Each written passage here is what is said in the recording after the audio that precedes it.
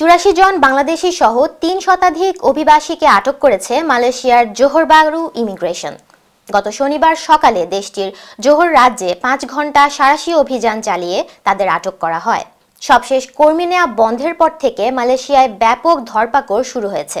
গত কয়েকদিনে বাংলাদেশি সহ বিভিন্ন দেশের কয়েক শত অবৈধ অভিবাসীকে আটক করা হয়েছে। ইমিগ্রেশনের ডেপুটি ডিরেক্টর জেনারেল জাফরি এমবোক গত শনিবার সাংবাদিকদের বলেন, ড্রোন নজরদারি সহ প্রাথমিক তথ্যে দেখা গেছে 850 থেকে 1000 অভিবাসীকে 130 কন্টেইনারে রাখা হয়েছিল।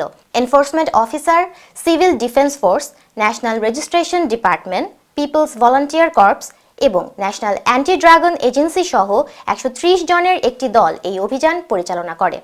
দলটি যখন নির্মাণস্থলে অভিযান চালায় তখন মোট 252 জন অভিবাসীকে আটক করা হয়।